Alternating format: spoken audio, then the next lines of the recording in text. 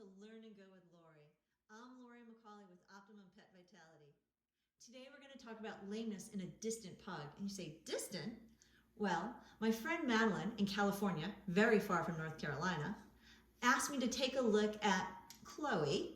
She's a 17-year-old, about pug chihuahua mix. And she said, any ideas you can to help me with her? What I want you to look here is her posture. So her pelvis is higher than her withers, so her back end is really straight. We have carpal hyperextension, a lot. And if you look at the angle. You're gonna see that more in the video. So if you look here, what we're looking at is her carpal hyperextension. So you'll see that. Her right rear leg actually collapses when she puts weight on it. With her back end super straight, she's going to put a lot of stress on her knees. With her pelvis higher than her withers, she's going to have pressure on her thoracolumbar spine. And the fact that her head's down means her neck hurts. This little girl has a lot going on.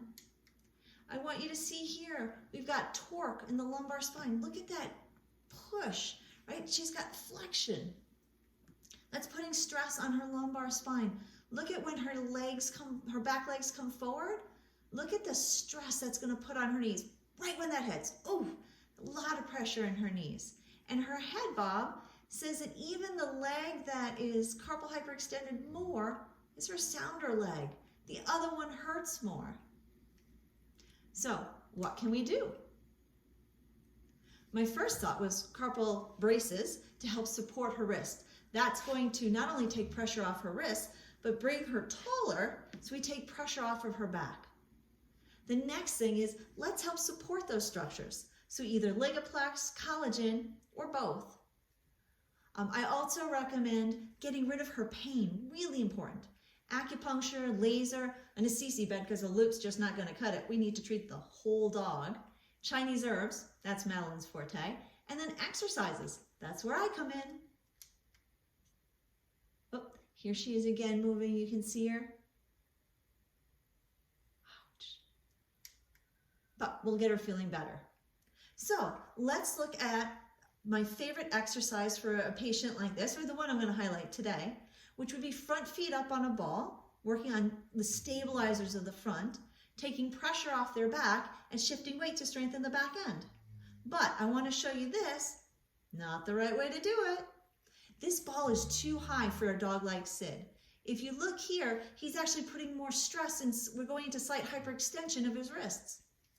This is a much better picture. If you see here, we have a properly sized ball, so our legs are straight up and down, so we have less weight on the front legs. We have a nice straight back.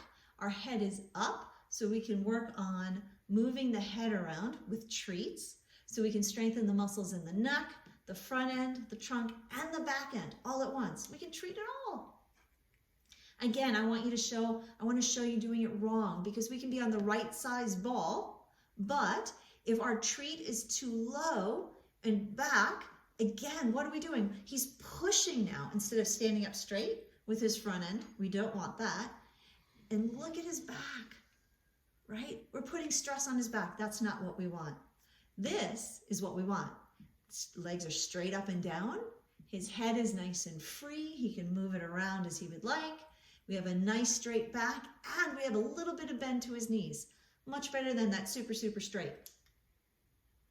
So we want to strengthen the whole body.